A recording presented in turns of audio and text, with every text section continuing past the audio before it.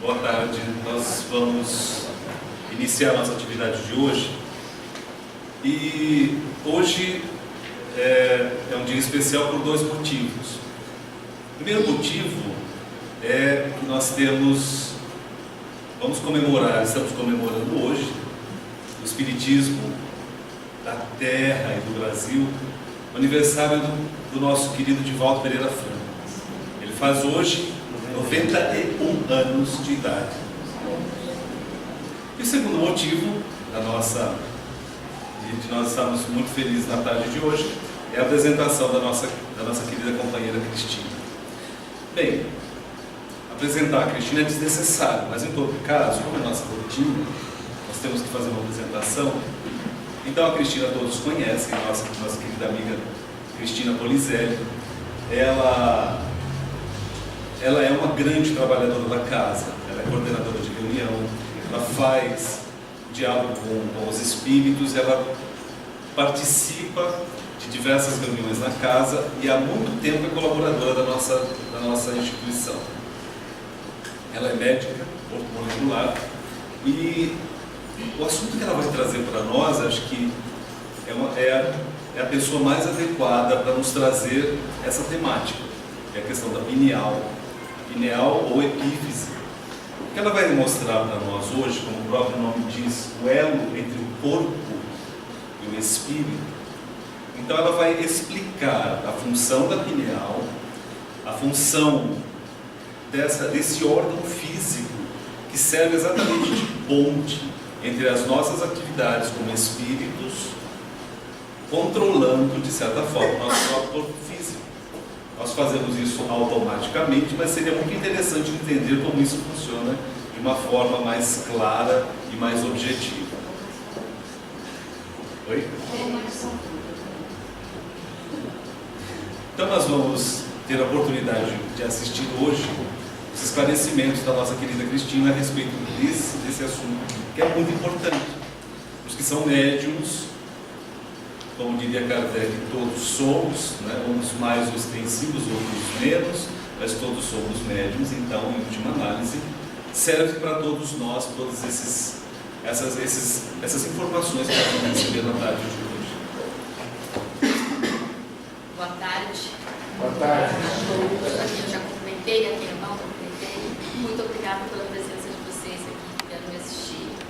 A casa que me dá essa oportunidade de trazer um assunto importante para todos nós, né? Para mim também é um aprendizado.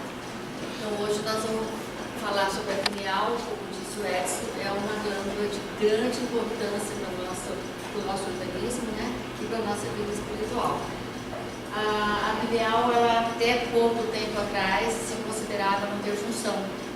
Então agora a gente está aprendendo aí, junto com os trabalhos como cientista, descobrindo realmente qual é a função da pineal na nossa vida. No livro dos médiuns, está dando para ouvir aí junto? No livro dos médiuns, na questão 226, Kardec pergunta aos espíritos: o desenvolvimento da mediunidade guarda relação com o desenvolvimento moral dos médiuns? Os espíritos respondem: não. A faculdade propriamente dita se radica no organismo independente da moral. O mesmo, porém, não se dá com o seu uso, que pode ser bom ou mal, conforme as qualidades do médium. Então, independente da qualidade do médium, a mediunidade pode acontecer, ela depende do organismo. Então, é que ele nos ensina que a mediunidade tem característica biológica e que ela necessita do corpo físico para que aconteça. E o que difere é que em relação à moral, é que nós temos que aprender a utilizar essa faculdade da melhor maneira, prestando atenção no teor dos nossos pensamentos, das nossas palavras, das nossas atitudes. Por quê? Isso aqui vai refletir na nossa frequência vibratória. E nós sabemos que é através da frequência vibratória que a gente entra em contato com as outras pessoas, sejam essas pessoas encarnadas ou desencarnadas. Então, é o que vai trazer a qualidade das conexões entre os indivíduos, seja desse plano ou do plano espiritual. Então, aonde fica no nosso corpo físico a mediunidade? Ela fica na pineal. Então, é a pineal que vai fazer realmente essa comunicação entre os dois planos. E como disse o Edson, ela também é conhecida como epífise. Epífise é uma palavra grega, de origem grega, onde epi significa topo ou acima de alguma coisa, né? E fise é natureza. Então é algo que fica acima da natureza, no topo da natureza. E no nosso corpo nós temos outra estrutura que também leva, uma parte dele leva o nome de epífise, que é a parte mais alargada dos ossos longos, que são as pontas, onde nós temos a medula vermelha, que é responsável pelo crescimento do osso, pela nutrição do osso. Então, o topo, acima, natureza, o que rege, o que faz crescer, né? O que domina. Então, provavelmente, a origem, a epífise, a pineal leva esse nome em função da qualidade, né, da função que ela tem no nosso organismo. E pineal é porque ela se parece uma pinha. Então, anatomicamente, ela tem a carinha de uma pinha, de um pinus. Então, no grego também quer dizer pineus, que é pinha, só pela estrutura morfológica dela. E no nosso cérebro, aonde essa pineal se localiza? Então, se vocês imaginarem o centrinho do cérebro, né, o meinho, né, do cérebro, é lá que ela fica. Ela é muito pequenininha, ela mede no máximo 8 milímetros, 10 milímetros. É uma coisinha pequenininha que está bem no centro do nosso cérebro. Se a gente traçar uma linha vertical no topo do nosso cérebro e uma outra na região frontal, bem no centro da nossa fronte, aqui entre os ossos, nós vamos ver a intersecção dessas duas linhas, é exatamente o local onde está situada a pineal. E olha a coincidência disso, né? Será que é coincidência? Acho que não, né? O que é que nós temos aqui? O plexo coronário, né?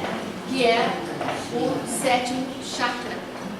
E aqui nós temos o sexto chakra.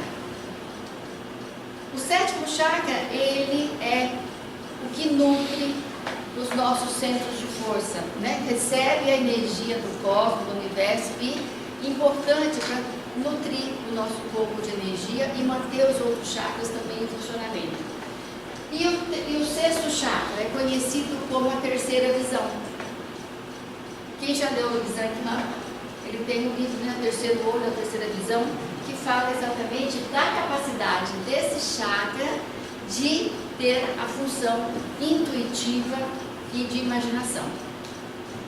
Então, nós temos aqui uma nutrição de energia e uma conexão com a nossa imaginação, com a nossa espiritualidade, através do sexto chakra.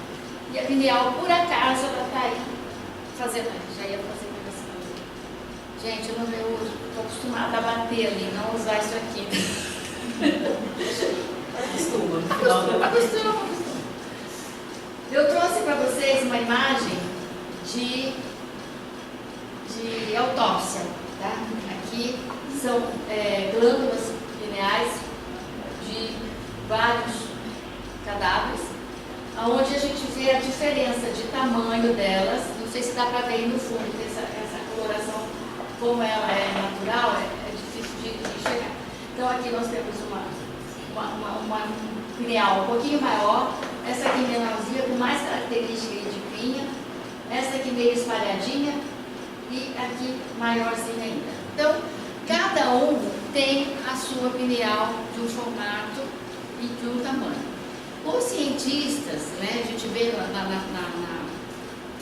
na literatura científica que a pineal, dependendo do tamanho dela, está vinculada à sua atividade, maior grau ou menor grau de atividade. Mas ainda a gente não tem uma resposta definitiva para isso. E quais são as funções que desempenha essa glândula tão importante do nosso organismo? A discussão já vem de séculos em relação à função que ela exerce no nosso organismo. Mas hoje a gente já não tem dúvida em relação ao importante papel que ela desempenha na regulação dos ciclos circadianos, também no controle das atividades sexuais e reprodutivas e na nossa capacidade sensorial. E o que é um ciclo circadiano? Vocês têm noção do que é? Não. Tem gente que não tem. Então, o ciclo circadiano é o período de um dia, o período de 24 horas, aonde acontecem as nossas reações biológicas, as nossas atividades biológicas. Então, essas atividades biológicas acontecendo nesse tempo de 24 horas de um dia, nada mais é do que o nosso relógio biológico. E é a pineal que controla o nosso relógio biológico. Então, essas atividades biológicas, elas dependem dos horários do dia e de outras influências, da luz solar, da luz da lua, das marés, dos ventos. Então, as influências do meio interferem no nosso relógio biológico. Então, quando é dia, a gente sabe que tem que ficar acordado, ou é uma coisa intuitiva que a gente acorda, né? Se começa a ficar à noite, a gente vai tendo todas as reações para ter sono, para ir dormir. Um exemplo de hormônios produzidos através do nosso relógio biológico. Nós temos a melatonina, que ela é produzida durante a noite, que estimula o nosso sono. Quando a gente acorda, quando a gente começa a receber os raios do sol, o organismo entende que a melatonina tem que acabar. E aí nós vamos ter que começar a produzir serotoninas para ficar acordado. E a temperatura corporal também modifica, então tudo vai modificar. Tudo a gente tem horário. Então o relógio biológico é que determina o horário do nosso metabolismo, das nossas funções orgânicas. Em relação à função sensorial, já lá do século XVII, a gente tem já algumas citações em relação à função da pineal. Então, René Descartes, que é um físico, um pensador lá do século XVII, ele foi o primeiro a associar a glândula à visão dualista, dizendo que é a sede da alma racional, ou a glândula do saber e do conhecido. Isso lá atrás. E agora, em 2015, Francisco Xavier, ele afirmou que a pineal é a glândula da vida mental e que não é um órgão morto. Por que ele observou que não é um órgão morto? Porque quando a gente, como eu médica, que saí da faculdade, aprendi que a glândula pineal, ela tinha uma função até um certo período do nosso crescimento. A partir daí, ela não servia para mais nada. Era um órgão morto do nosso organismo. E Chico Xavier traz essa afirmação para a gente. E buscando ainda explicação em relação a essa função sensorial, a gente tem visto na literatura científica que a partir dos 40 dias de gestação, a gente já consegue detectar no cérebro do feto a atividade elétrica. E que aos 49 dias a glândula pineal já está completamente formada. E aqui é onde existe a definição do sexo do bebê. Apesar de a gente não conseguir enxergar no ultrassom, nessa fase, mas existe essa definição. Quem trouxe para a gente essa teoria foi o Dr. Rick Strassman. Ele é da Califórnia, é um psiquiatra e um psicofarmacologista. Ele estuda a farmacologia dos bebês, dos fetos, e estuda bastante a pineal. Em torno do quarto, quinto mês de vida intrauterina, já é visível as células da pineal. Tem mais ou menos em torno de 2 milímetros, são células de sustentação. Por quê? Porque a partir dessa fase, o espírito reencarnante, ele começa a perder a consciência. Ele começa a perder a consciência e perde por completo a consciência, ficando ligado ao corpo do feto pela pineal. Então, as expansões energéticas do perispírito se ligam profundamente à pineal e ele nesse tempo ele já está inconsciente, e essa glândula vai apresentando modificação até os 2 anos de uma maneira mais acelerada. Dos 2 anos de idade até o 6º, 7º ano, as transformações são mais lentas. E até aqui, a fixação do espírito ao corpo físico, ela não é completa, ela não é definitiva. Então, ela só vai ficar completa e definitiva aos 6, 7 anos de idade.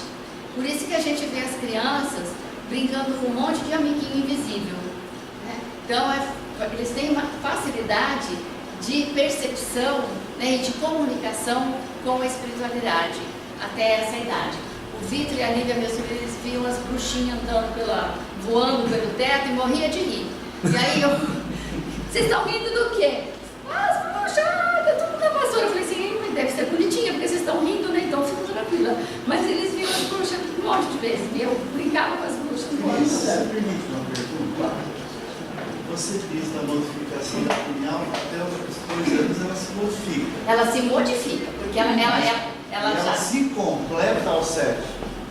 Não, a pineal já está completa. O que se completa ao 7 é a fixação do espírito na pineal. Então, a pineal começa aos 40 dias de gestação intrauterina. Você tem já a pineal, segundo o Dr. Strassman, ela está completa. Mas pode ser que nós tenhamos mudanças nesse conhecimento, né? Até o 7. Aí ela está completa. O que acontece? Ela vai se modificando. Ela vai se modificando, mas não que ela não esteja pronta. E a modificação também existe em relação à fixação do espírito na pineal.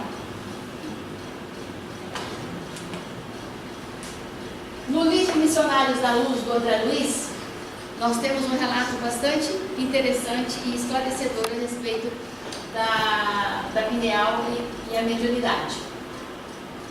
Ele diz: no exercício mediúnico de qualquer modalidade, a epífise desempenha o papel mais importante.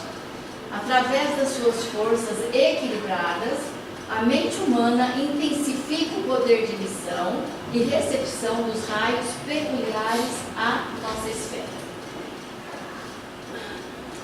Nesse trecho do livro, André Luiz vai até a uma casa espírita com Alexandre, o seu instrutor, para assistir uma reunião mediúnica. E André Luiz começa a observar o cérebro dos médiuns. E ele observa que na região da pineal existe uma emissão de luz bastante importante e que naquele médium que estava prestes a fazer uma comunicação, fazer uma transmissão mediúnica, esses raios luminosos se intensificavam ainda mais, ficavam mais fortes e mais azulados, e ele identificou que essa radiação luminosa se parecia com uma flor de lótus azulada. Deve ser muito bonito ver isso, né? E imagina André Luiz sendo médico lá atrás, né? Sabia que, assim como eu também, que a pineal ela só funcionava até a adolescência, porque ela é responsável pela manutenção dos hormônios sexuais até essa idade. A partir da adolescência, da puberdade, as glândulas sexuais, as gônadas, começam a assumir esse papel e a pineal deixa de ter função. Então a gente sempre acreditou que a pineal, a partir da puberdade, ela não tinha mais função. E aí vem que o Chico disse em 2015 que ela não é um órgão morto. Então, desfazendo, né, esse conhecimento que a gente traz da faculdade de medicina. E que ela ficava atrofiada. E Alexandre esclarece, André Luiz, que a glândula pineal é a glândula da vida mental e espiritual, que ela controla o mundo das emoções, tem ascendência sobre todo o sistema endócrino, produz hormônios psíquicos ou unidades de forças que atuam nas energias geradoras na energia sexual.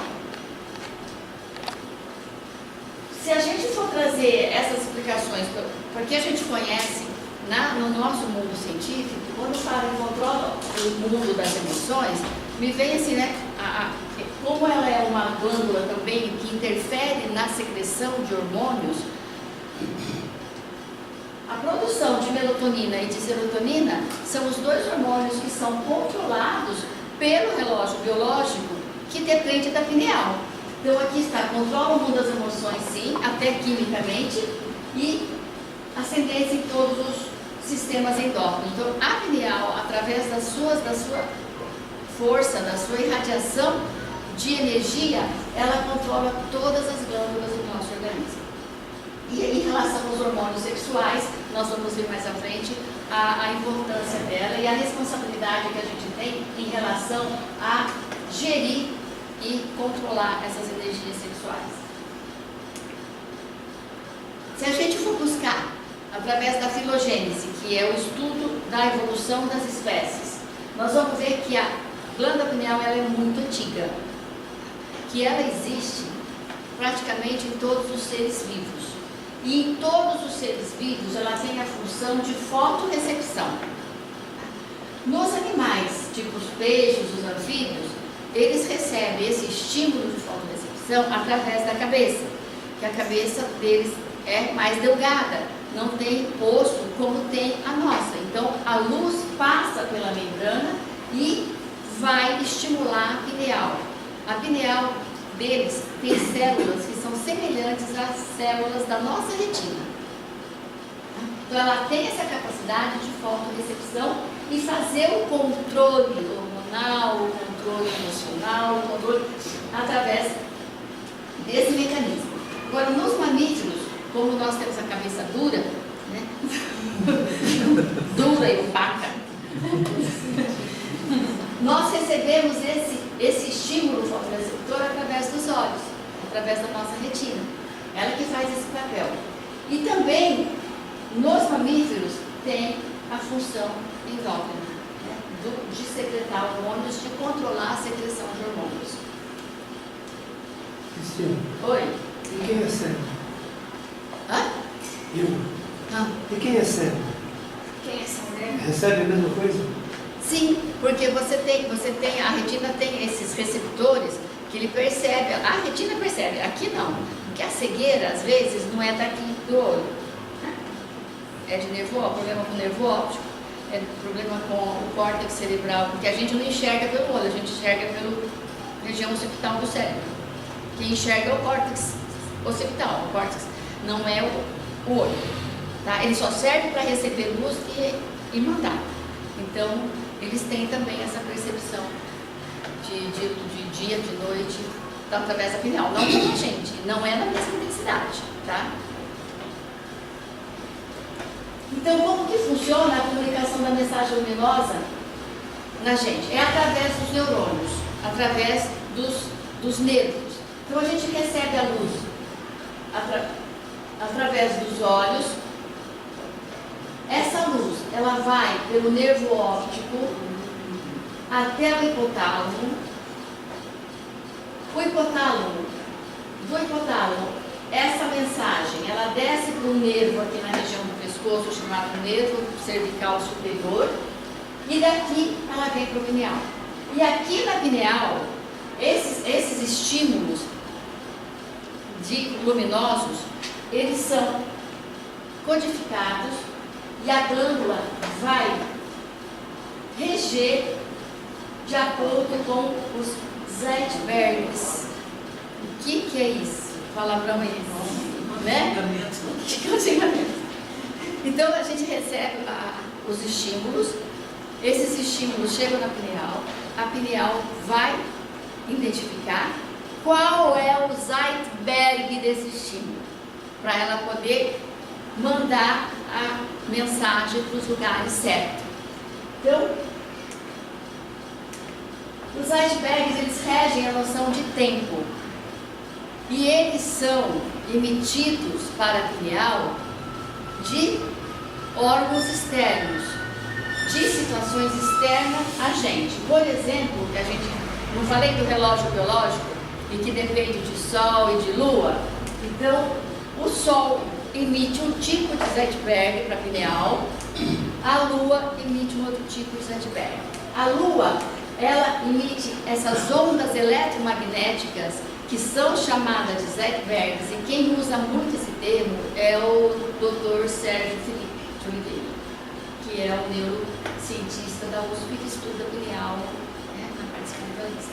Então, ele usa muito isso, e os Zeitbergs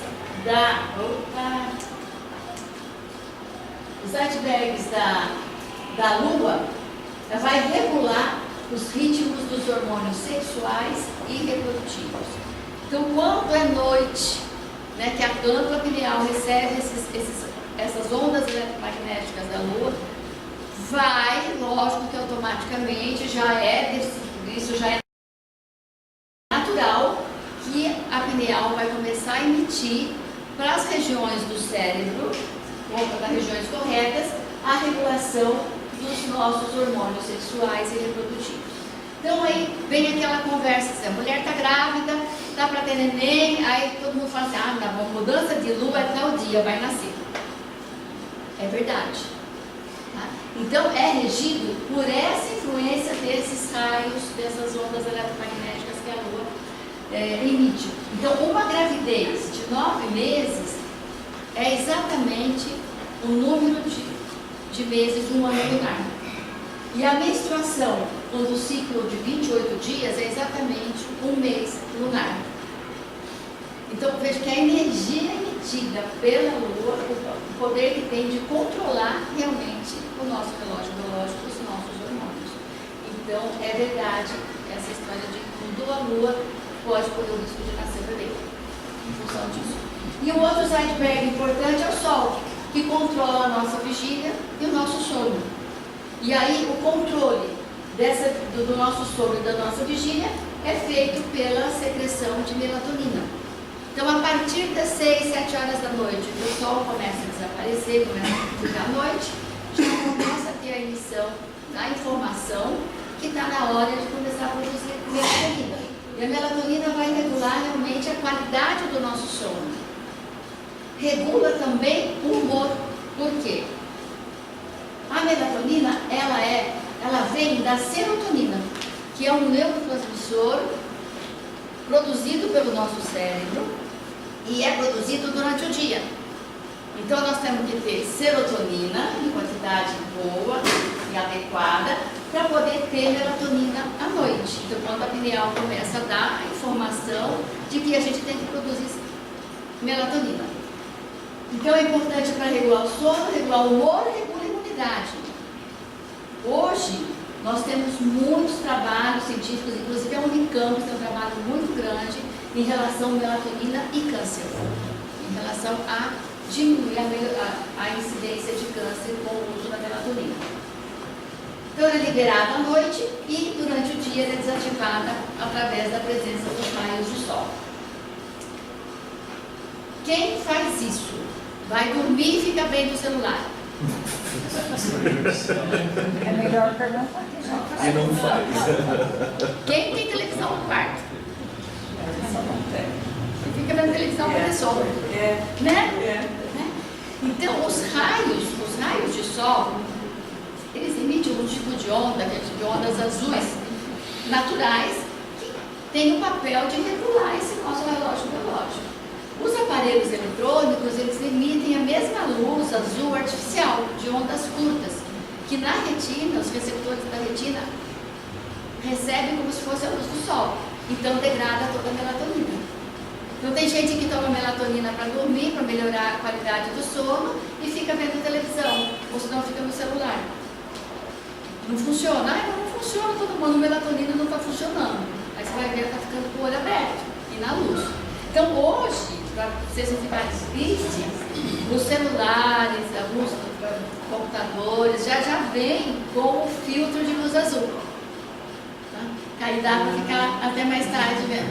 E tem óculos, um filtro de luz azul para você usar com o computador, para ver televisão. Inclusive, ontem eu atendi um paciente que ele estava com problema para dormir, estava usando melatonina, mas ele não estava bem, não estava dando certo. Ele falou assim, eu comprei um óculos, sabe que melhorou meu sono?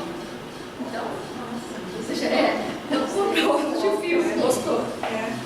Então, o que é recomendado? Que a gente desligue esses aparelhos pelo menos 2 horas antes de dormir, para a gente poder ter um aumento da concentração da melatonina circulante. No final dos anos 80, esses 2 cientistas, Joe Hysen, eles publicaram nessa revista na Nature um trabalho não espiritualista, um trabalho científico, onde eles afirmaram que a pineal é um órgão de percepção extrasensorial, que ela capta as ondas eletromagnéticas, que eu acabei de falar para vocês que são os Lightberries, e essas ondas eletromagnéticas na pineal, elas são transformadas em estímulos neuroquímicos. Então vai ter reações químicas na pineal estimulados por esses ondas eletromagnéticas. E isso nada mais é do que o processo neurofisiológico da mediunidade. Então, a gente recebe esses estímulos de ondas eletromagnéticas, a pineal recebe, transforma isso em reação química adequada para cada função que precisa ser, seja hormonal, seja de mediunidade, ou seja de acordar ou dormir, mas é tudo através de reação química no cérebro. E ligando esses pontos, então, em relação ao que o André Luiz viu, Alexandre diz que o André Luiz viu era a pineal atuando, servindo a faculdade da mediunidade, promovendo o contato com o mundo espiritual, nada mais do que uma reação neurofisiológica. E a pineal é o único órgão que lida com o espaço e tempo. Então, é o único órgão que lida com a 4ª dimensão. O que é a 4ª dimensão? Então, vamos ter uma noção, é muito difícil de eu explicar, mas vocês entendem. A primeira dimensão é quando aquela noção, a percepção de um plano só. Então, por exemplo, a gente só percebe uma reta. A gente só vê e percebe uma reta. A segunda dimensão, você percebe a largura e percebe a altura. Não é o nosso caso. Na terceira dimensão, a gente percebe a largura, percebe a altura e percebe a profundidade. É onde nós estamos. Então, os nossos olhos, a gente consegue perceber altura, largura e profundidade. A gente não tem a capacidade de perceber o tempo, que é a 4ª dimensão.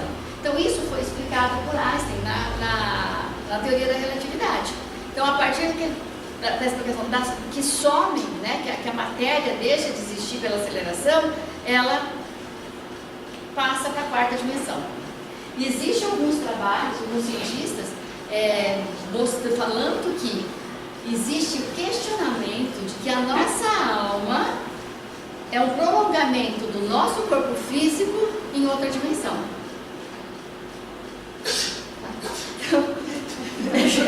É muito doido, está assimilando. E hoje, na literatura, existe já descrito 11 dimensões. Então, é uma coisa muito difícil da gente perceber, porque a nossa percepção é que eu estou vendo vocês, eu vejo vocês aqui na frente, eu vejo do lado, eu vejo atrás, eu vejo a terceira dimensão. Mas, dependendo, se eu estou vendo aqui um cubo, desenhado, eu tenho a primeira dimensão, tenho a segunda, tenho a terceira, mas eu não vejo atrás, né? Eu não estou vendo atrás. Como que a gente consegue ver atrás, vivenciar isso com óculos que a gente vê em 3D no cinema? Então, esses óculos fazem com que a gente veja toda a profundidade, mas nós ainda não temos essa capacidade. Imagina a quarta dimensão. Então, a onda pineal é a única que tem essa capacidade de vivenciar a quarta dimensão.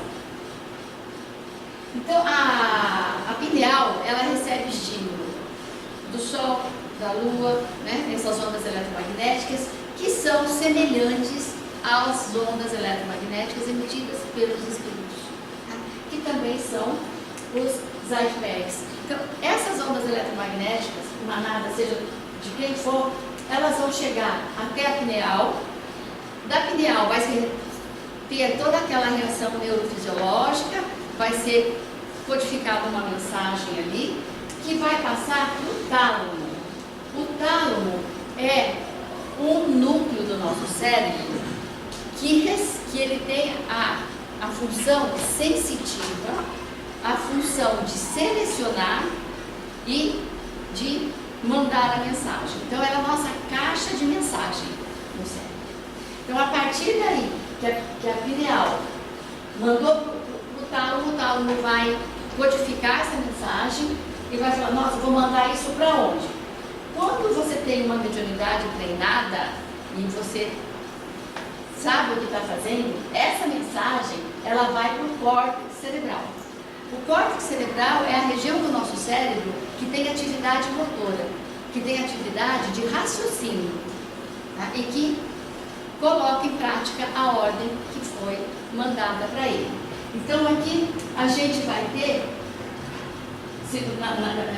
quando é uma manifestação mediúnica, a resposta da psicografia, da audiência, da fala mediúnica e da evidência.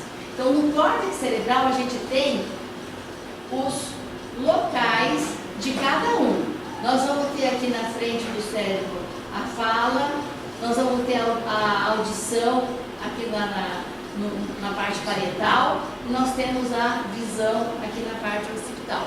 Então essas mensagens que foram codificadas pelo tálamo, elas são enviadas ao córtex cerebral e aí através do raciocínio a gente tem a manifestação mediúnica.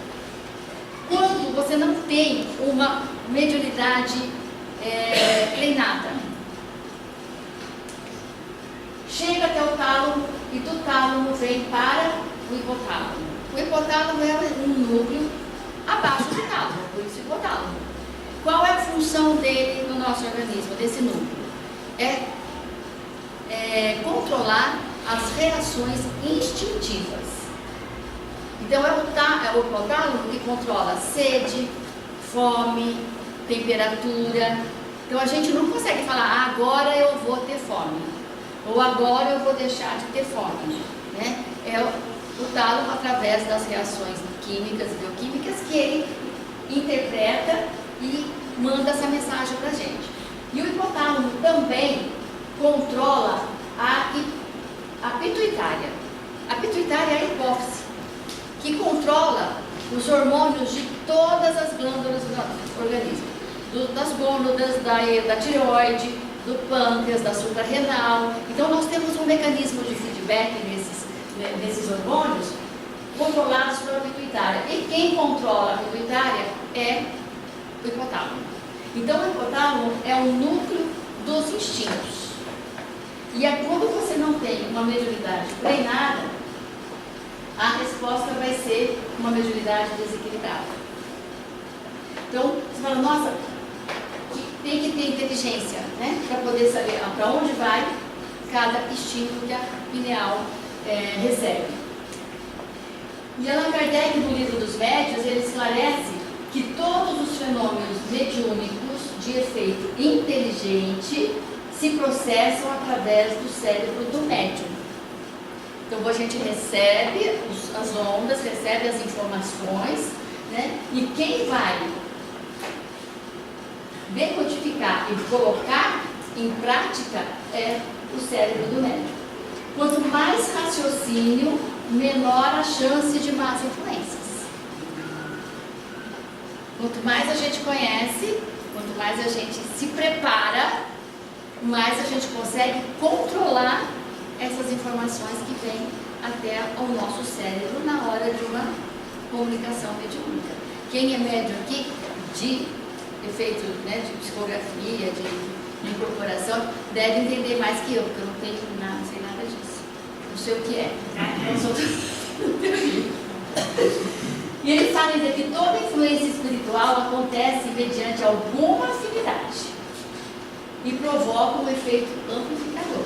Então você recebe a comunicação, né, os estímulos para essa comunicação através de quê? De afinidade, não é aleatório.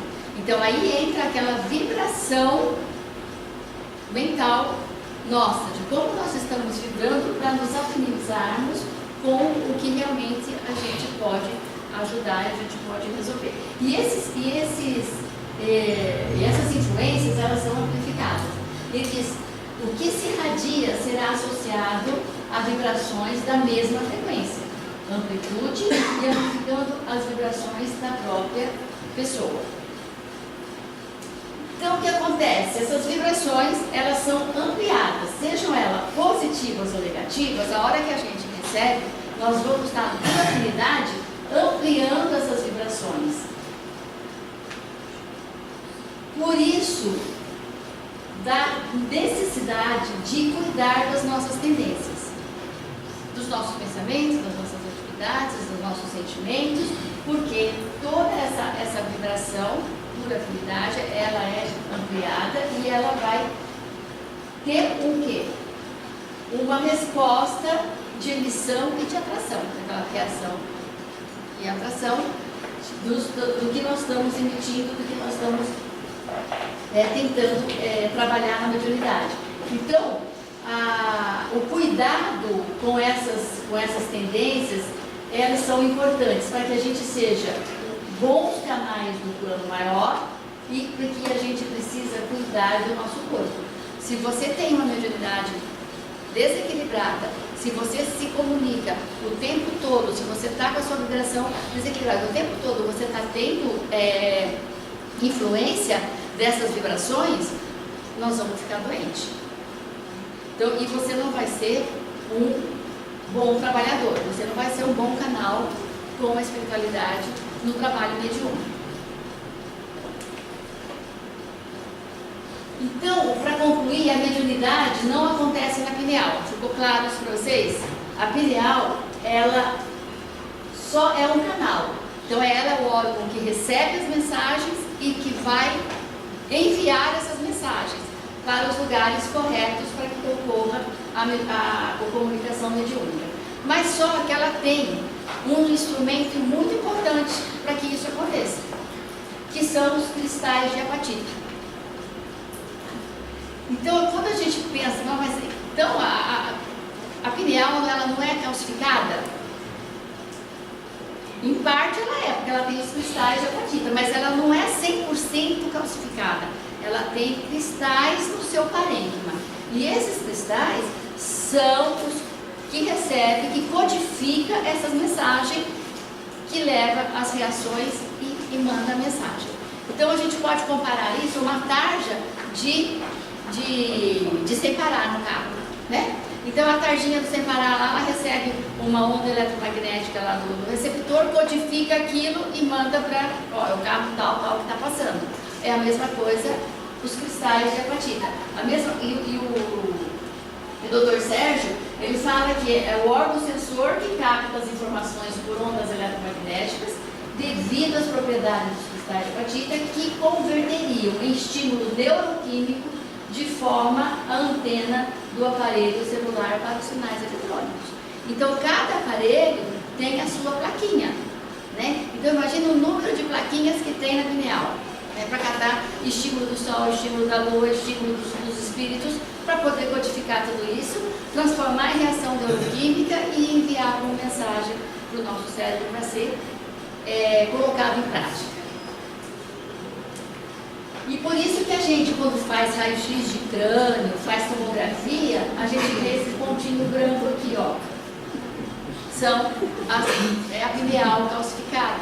Né? Calcificada não, são os cristais de apatita presentes na pineal, que é o nosso aparelhinho de recepção de ondas eletromagnéticas. E o Dr. Sérgio, ainda ele correlaciona a quantidade de cristais com o tipo de mediunidade. Então ele diz que quem tem menos cristais tem mais capacidade de mediunidade de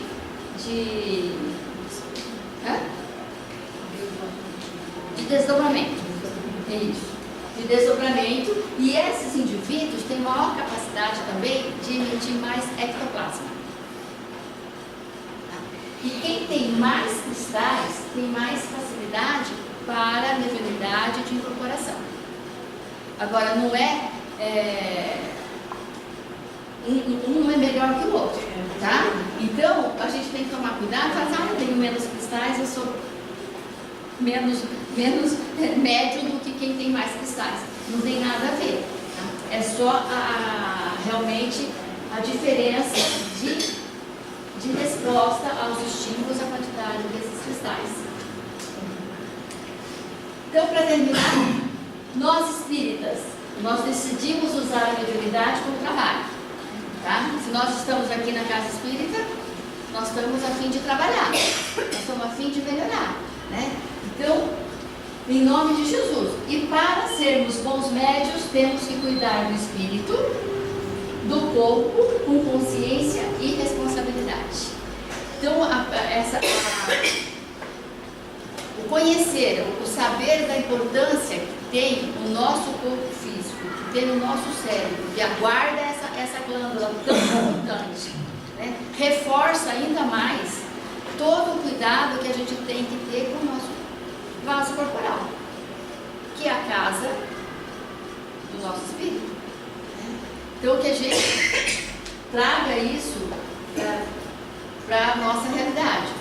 Cada vez mais, cuidar do espírito sim, mas cuidar do corpo também, porque ele é extremamente importante para que o nosso espírito cresça, para que ele evolua, para que ele seja melhor a cada dia. Então é só isso, obrigada.